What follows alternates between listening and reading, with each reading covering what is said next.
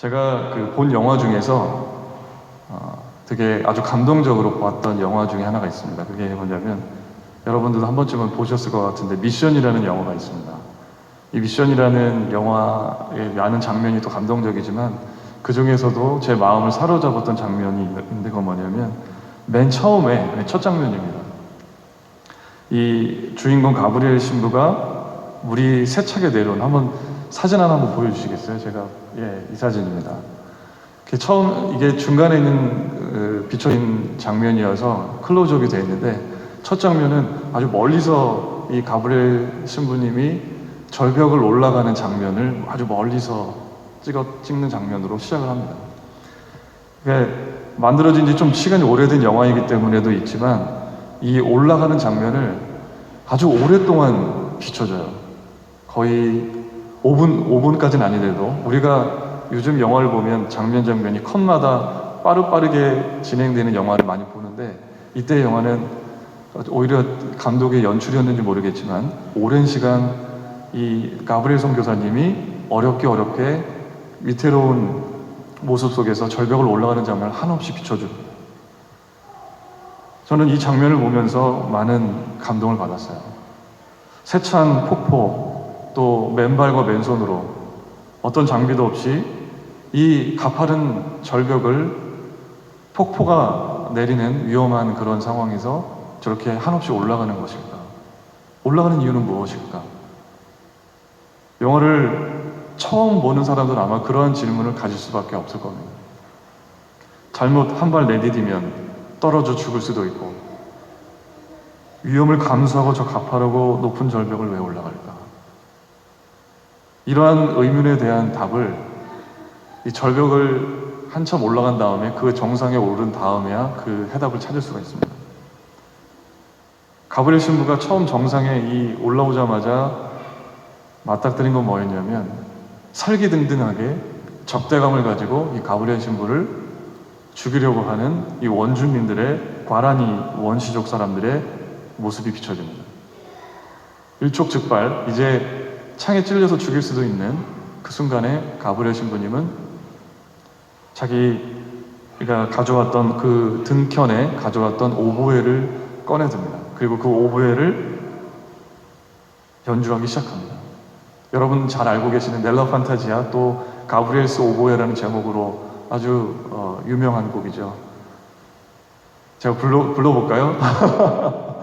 넬라 판타지아 이렇게 시작하는 그 멜로디 있잖아요. 제가 더 부르면 큰일 날 것 같아서 그 멜로디에 오보에 연주를 합니다.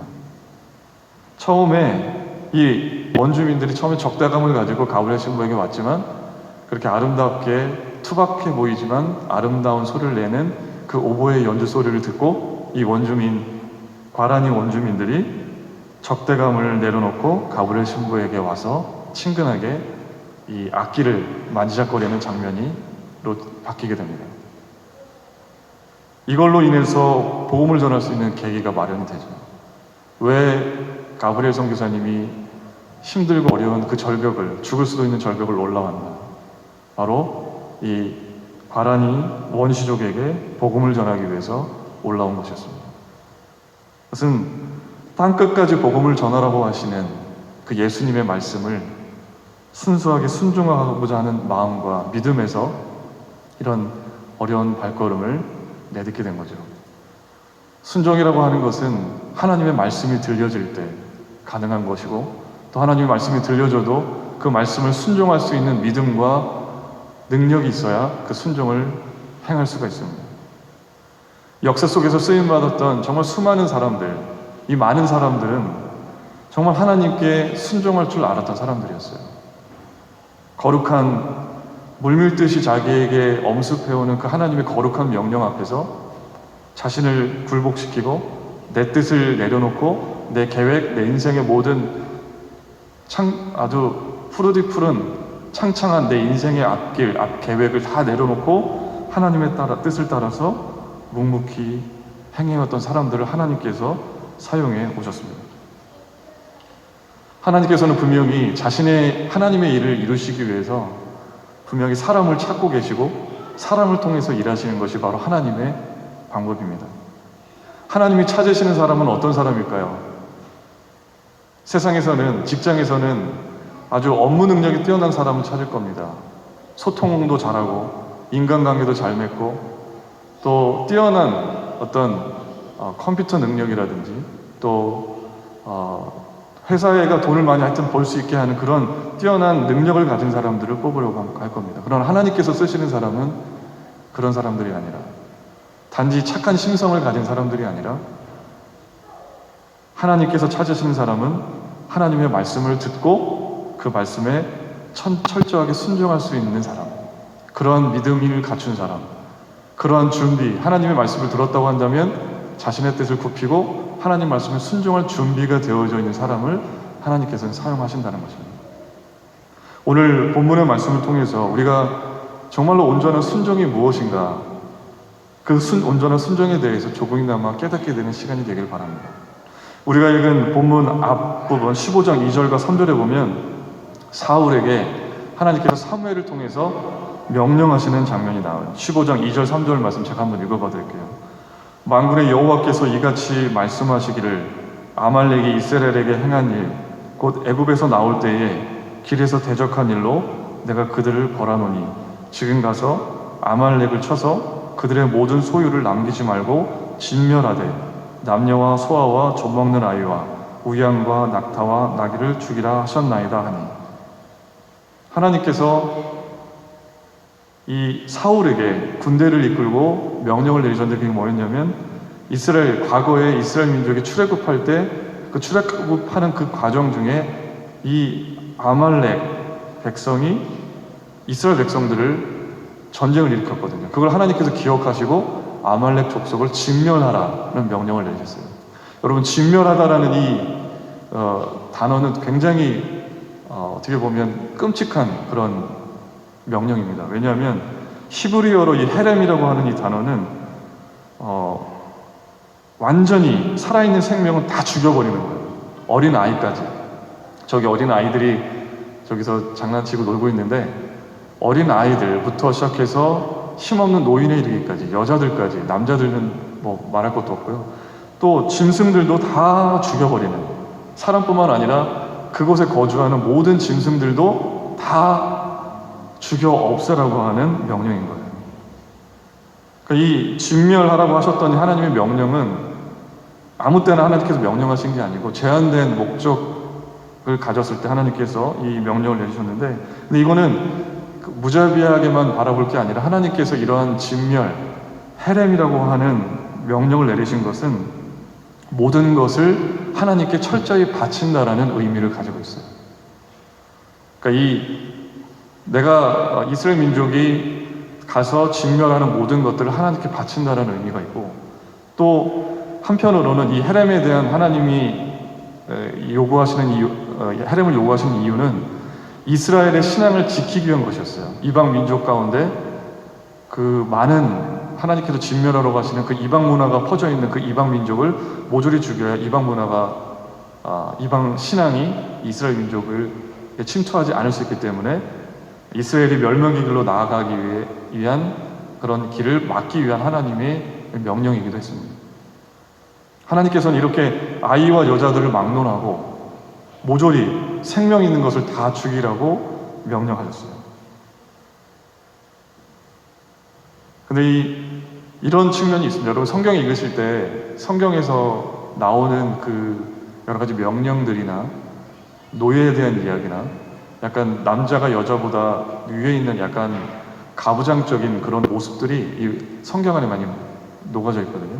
그래서 성경을 해석할 때 무조건적으로 그거를 이대로 행해야 된다고 해석하시기보다는 그 당시의 사회적인 문화적인 관습을 감안하고 해석을 하셔야 됩니다. 지금과 비교해서 똑같이 이 시대에도 이런 사람들이 똑같은 가치관을 살았다고 생각하시면 안 될 것 같고요. 그러니까 그 당시에를 싸고 있었던 상황과 문화와 사회의 그런 껍질을 넘어서 그 안에 본질적인 초월적인 가치를 우리가 해석할 줄 알아야 합니다. 이 여호와 하나님의 말씀을 명령을 들은 사울은 군사를 모아서 그 말씀에 순종하는 것처럼 보였어요. 실제로 사울은 이스라엘 백성들과 함께 군대들과 함께 아말렉 사람을 치고 모든 백성을 진멸하는 것처럼 보였어요. 그런데 사울은 온전한 순종을 하지 않았습니다. 백성들 중에 그들의 왕이었던 아각을 살려두었고요. 그리고 양과 소의 가장 좋은 것, 기름진 것, 어린 양, 모든 좋은 것을 남겨두고 그것을 자기의 것으로 삼았어요. 가치 없어 보이고 하찮은 짐승들만 진멸하게 했어요. 사울은 그 정도는 괜찮다고 생각을 했던 것 같습니다. 내가 백성들 대부분 다 죽였고 아각 한 사람 살려놨지만 그리고 모든 짐승들 다 죽였지만 몇 가지 좋은 것들은 남겨놔야겠다. 이 정도는 괜찮다. 이거 내가 전쟁의 전리품으로 얻을 수 있는 것이라고 생각을 했습니다. 이 정도 순종했으면 되었지 더 완벽한 것까지 바라시지는 않으실 것이라고 생각했을지도 모르겠습니다. 하나님의 말씀을 처음부터 하나부터 열까지 철저하게 순종하지 않고 자기 뜻대로 자기의 계산대로 하나님의 말씀을 계산하고 해석하고 자신의 욕심을 채우기 위해서 91%만 빼고 99%만 순종한다고 해서 그게 되는 게 아니라는 거예요.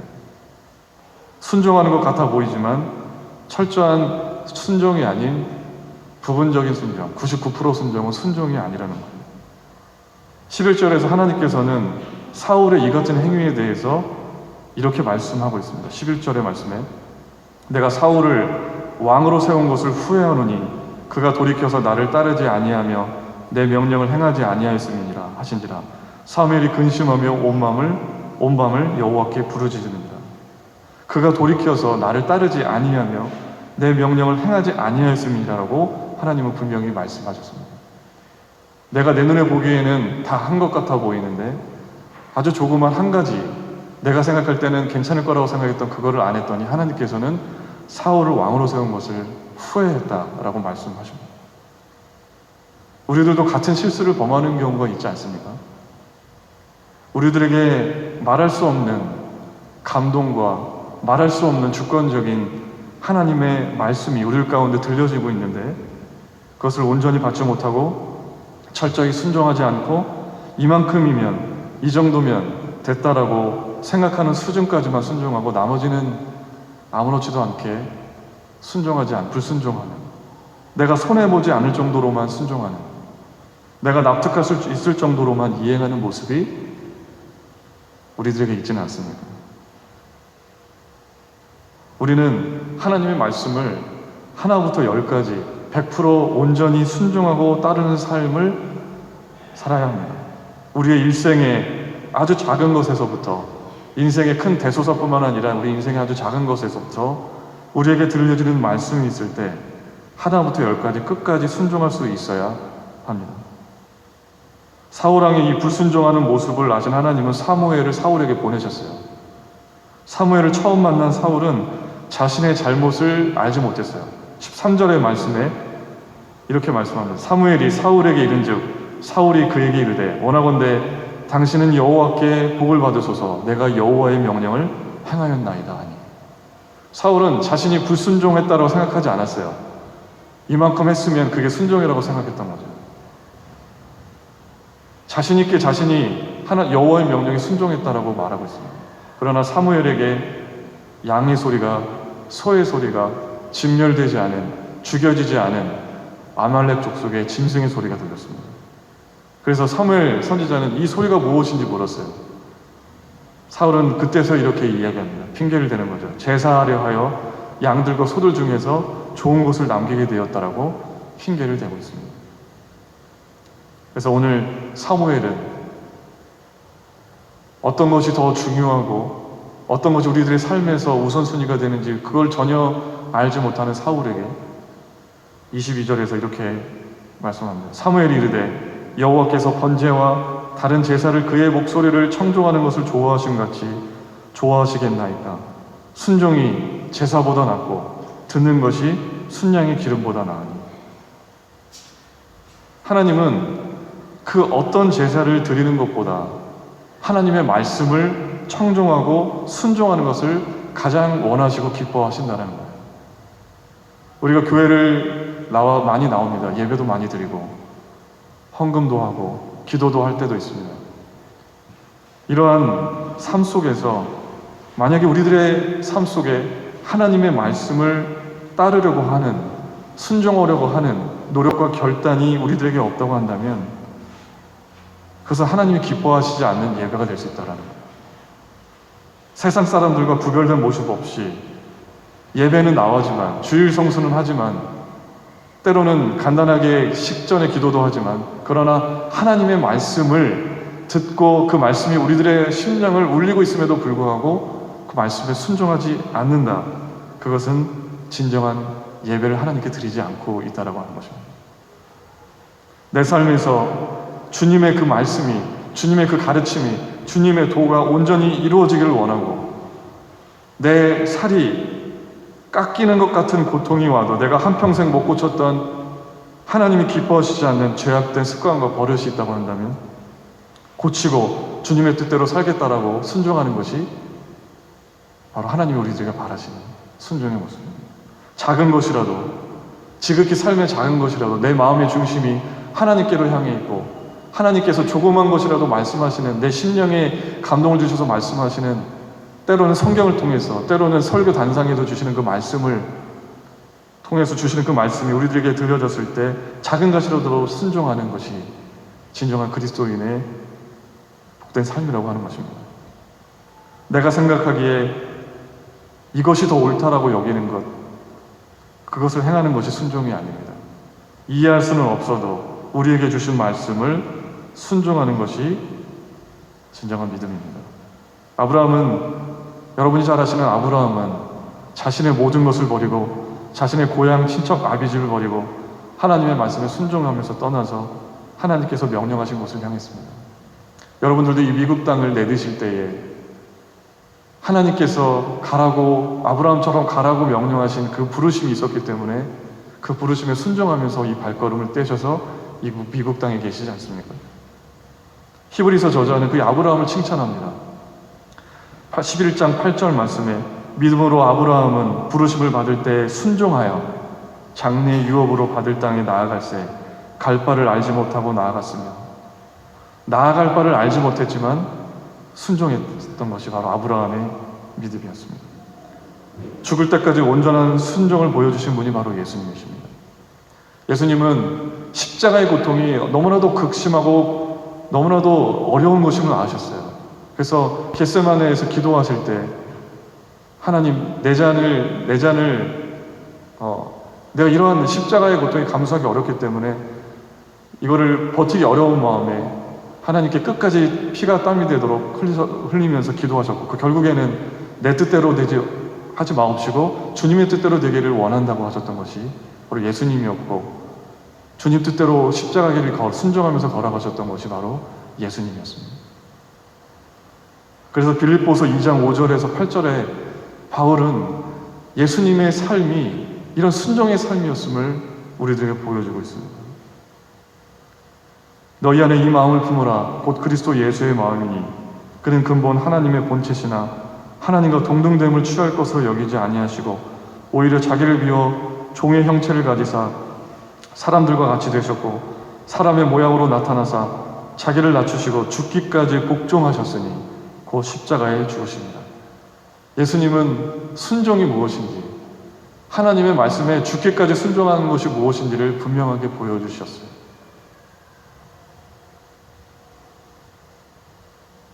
제가 전에 아주 감동적으로 또 보았던 책이 한 권인데요.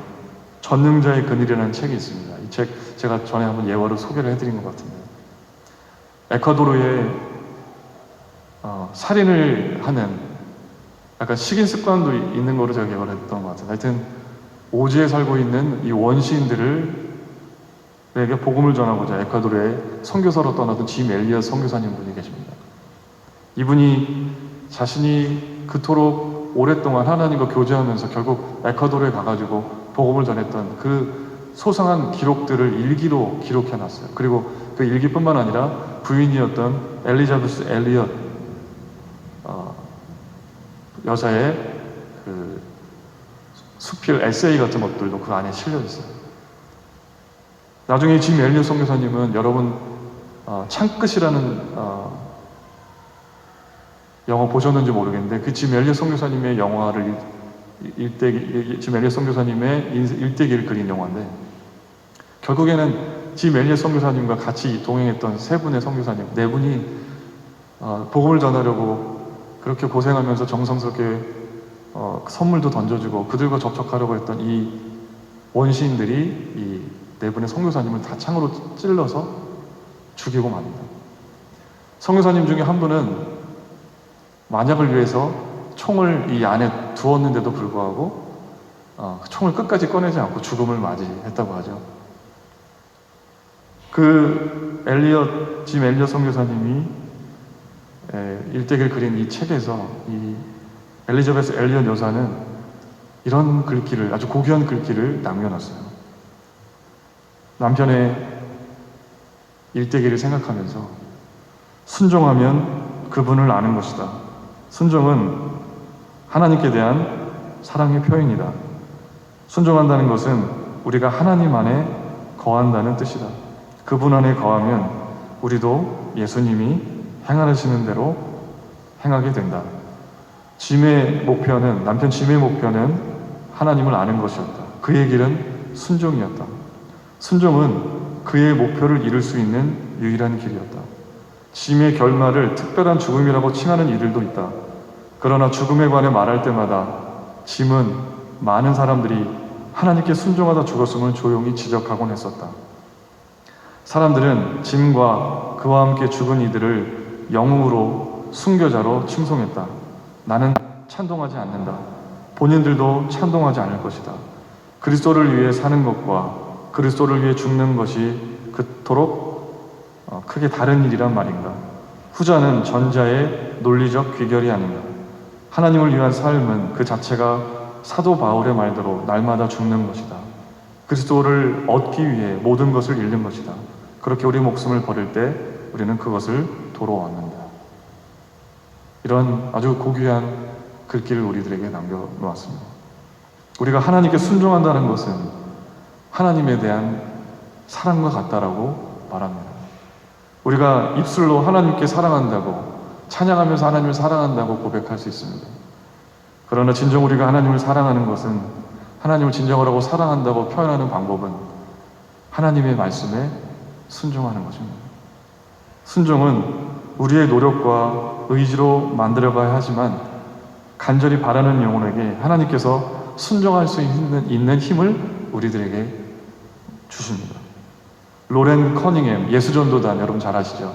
로렌 커닝햄이라고 하시는 이분이 하나님 정말 당신이십니까? 라는 책에서 이런 말씀을 하셨습니다. 하나님의 음성을 듣기 위해서 꼭 기억해야 할 12가지 요점이라는 내용이 있습니다. 그때 그 중에 한 가지가 우리가 기억할 것이 있는데 두 번째 내용인데요.